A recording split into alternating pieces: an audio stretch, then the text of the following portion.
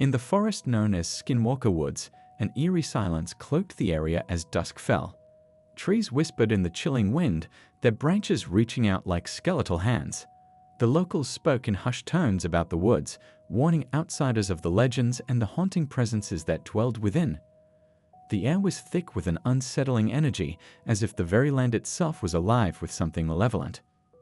When a group of friends ventured into the woods to prove the stories wrong, their skepticism quickly gave way to terror. As night enveloped the forest, the friends noticed their surroundings morphing subtly. Shadows twisted unnaturally under the pale moonlight, and strange noises echoed through the trees. The deeper they went, the more distorted their sense of direction became, as if the woods itself were conspiring against them.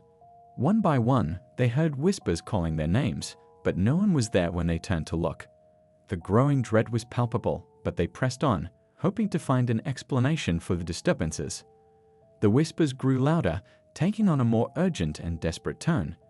The friends began to feel a presence watching them, an unseen observer that made their skin crawl. Fear turned to panic when they realized their surroundings had become unrecognizable, as if the forest had rearranged itself. They stumbled upon strange symbols carved into the trees, their meanings lost to the darkness. The atmosphere thickened with a palpable sense of doom, and their attempts to retrace their steps only led them further into the unknown. In their frantic search for an exit, the friends stumbled upon an old, abandoned cavern. It seemed out of place in the middle of the woods, its decrepit state adding to the sense of foreboding. Inside, they found remnants of an old ritualistic setup, with scattered items and symbols indicating dark practices. As they investigated further, a chilling realization dawned on them. They had unwittingly entered a place where the veil between worlds was thin and malevolent forces were active.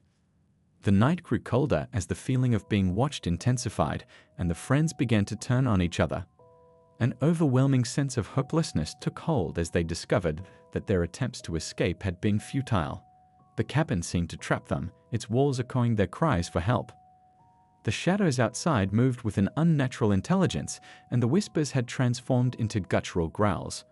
One by one, the friends succumbed to the horror, their screams swallowed by the oppressive darkness. The forest outside continued its unfeeling watch, indifferent to the fate of those trapped within its bounds. As dawn approached, the forest seemed to reclaim its silence, as if the night's events were a mere illusion. The once intact group was now reduced to only a few, their spirits broken and their minds unraveling. The remaining survivors faced the terrifying reality that they were not alone in the woods. Something had been watching them all along. The memories of their ordeal would haunt them forever, but the true nature of the forest's curse remained shrouded in mystery. The woods, with its whispering pines and unyielding shadows, held onto its secrets, waiting for the next unwary soul to wander into its grasp. The woods were dense, with trees that seemed older than time itself. As the wind blew through the branches, it carried with it a faint whisper, like voices from another world. The townsfolk avoided these woods, especially after dark. They spoke of strange sightings and eerie sounds, but the real fear lay in what was unseen, lurking in the shadows. The sky was overcast, casting the forest in a perpetual gloom. The air was thick, and every step deeper into the woods felt like a step away from the safety of the world. It wasn't long before the feeling of being watched became too strong to ignore. The rustling leaves seemed to follow, and the whispers grew louder, more insistent. The trees, twisted and gnarled, appeared almost alive, their branches reaching out like skeletal fingers. There was no turning back now. The forest had a way of closing in behind those who dared to enter. Every path seemed to lead deeper into its dark heart. And in that darkness, something waited.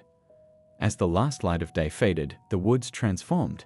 The darkness was thick, almost tangible, pressing in from all sides. The moon, hidden behind heavy clouds, offered no comfort. The only light came from the faint glow of bioluminescent fungi clinging to the trunks of ancient trees. But this light was cold and eerie, casting unsettling shadows that danced and flickered at the edge of vision. The whispers had stopped, replaced by a heavy silence, more terrifying than any sound. In that silence, every creak and crackle seemed deafening, each one a possible sign of something lurking nearby. The sense of being hunted was undeniable now, with every instinct screaming to run, but to where? The woods were a labyrinth, and every turn seemed to lead deeper into its nightmarish depths. Breathing became difficult, the air thick with fear. It felt as though the forest itself was alive, a malevolent entity, closing in, ready to consume. The light led to a clearing, a small break in the oppressive forest. But instead of relief, there was only more dread. In the center of the clearing stood a structure old and weathered, almost blending into the landscape. It looked abandoned, yet something about it felt wrong, as if it were a place of unspeakable acts. The air around it was colder, the ground beneath it seemed devoid of life.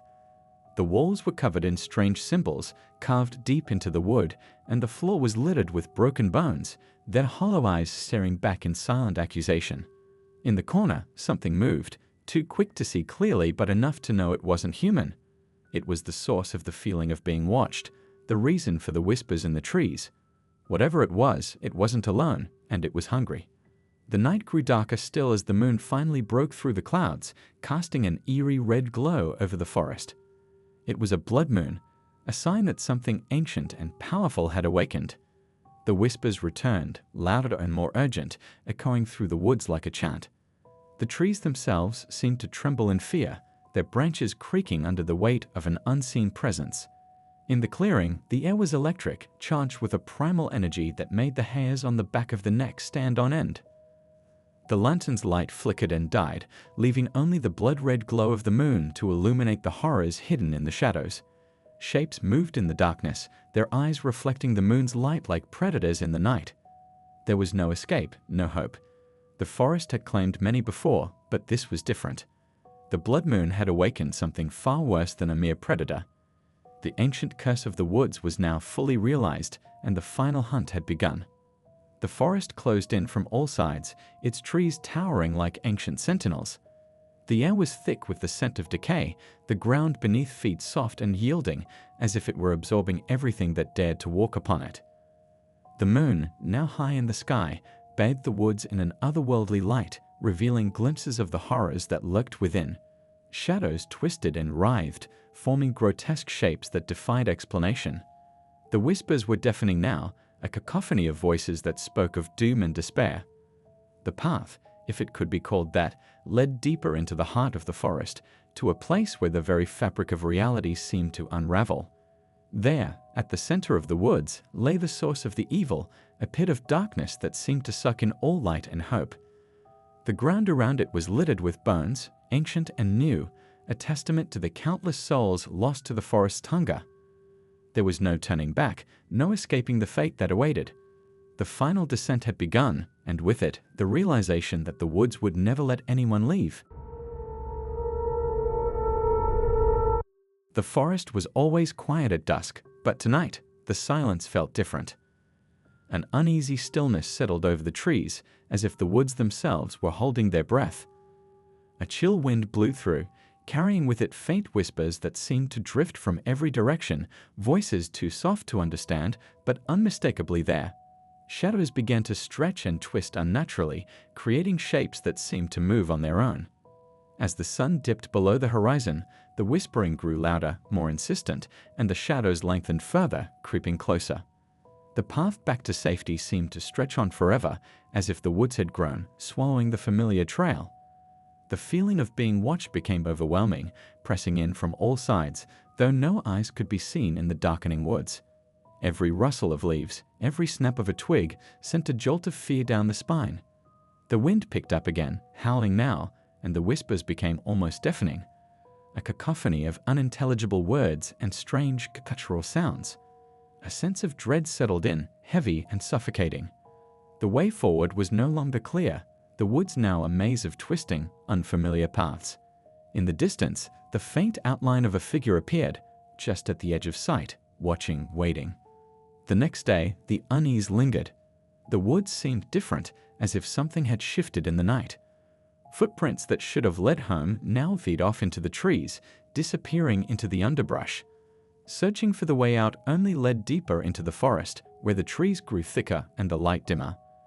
There were no sounds of birds or animals, just the soft crunch of leaves underfoot and the occasional snapping of a branch far too close for comfort. The footprints reappeared from time to time, but they were never quite right. Some were larger, others smaller, and all led in circles, returning to the same spot again and again. As night began to fall once more, the shadows grew longer, the air colder. The realization that there might be no way out, that the woods were not what they seemed, began to set in. Fear turned into panic, but running only led to more confusion, deeper into the heart of the forest. The footprints became erratic, leading to places that made no sense, to clearings that hadn't been there before. There were signs of struggle, claw marks on trees, patches of disturbed earth, but no other signs of life. The sense of being followed returned, stronger now, with the soft padding of footsteps echoing just behind, never close enough to see, but always too close to ignore. The night brought no comfort, only more fear. The moon, once full and bright, was now obscured by clouds, casting the woods in an eerie half-light. The whispers returned, louder and more distinct, though still just out of understanding. Shapes moved in the darkness, darting between trees, never fully visible but always present. The footsteps that had been distant now closed in, surrounding from all sides, yet nothing could be seen. The sense of being hunted grew stronger, the feeling of eyes on the back of the neck impossible to shake. There was no safety in stopping, but moving forward only led deeper into the unknown. The air grew colder, the wind biting, and the ground seemed to shift beneath each step, as if the forest itself was alive, changing, adapting to keep its prey trapped within. The whispers became voices, distinct but still impossible to understand, carrying a tone of malevolence that sent shivers down the spine. The shapes in the darkness grew bolder, coming closer, their outlines just barely visible in the dim light. The trees themselves seemed to close in, branches reaching out like skeletal hands, grasping and clawing. There was a sense that something ancient, something forgotten, was awakening. The woods had always been old, but now they felt ancient, as if they had existed long before and would continue long after. The ground was littered with strange symbols, carved deep into the earth, symbols that seemed to pulse with a faint, eerie light. The air was thick with the scent of earth and decay, and the silence was broken only by the occasional distant cry, a sound not of any animal known. There was a clearing ahead, centered around a massive, gnarled tree that looked as though it had been there for centuries, its roots twisting deep into the ground like claws. Around the base of the tree were more of the strange symbols, glowing faintly in the dark. The sense of being watched had never been stronger, but now it was joined by something else, a sense of anticipation, as if the woods themselves were waiting for something to happen. The air was thick with tension, the kind that comes before a storm. There was a pull toward the hollow of the ancient tree, a dark opening that seemed to draw in all light, a black void in the middle of the forest. The air grew colder still as the opening loomed closer, a sense of dread building with each step. The whispers had become screams now, a chorus of voices, pleading, warning, threatening. The darkness within the hollow was absolute, swallowing all light and sound, a blackness that felt alive, pulsing with an energy that was almost palpable. There was something inside, something ancient and powerful, something that had been sleeping for far too long. The pull toward the hollow was irresistible, like a magnet drawing metal, an inevitability that could not be denied. The darkness beckoned, promising answers, but also threatening destruction. The wind howled through the trees, the voices rising to a fever pitch, a cacophony of sound that was both terrifying and mesmerizing.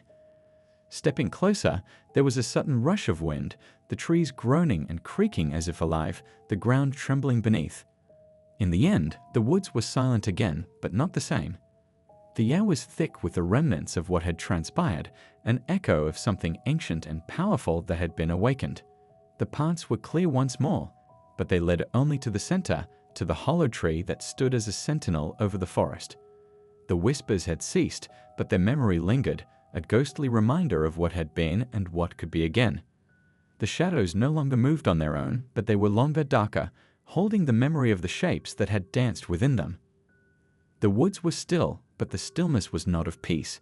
It was the stillness of something lying in wait, something that had tasted freedom and would not be easily contained again.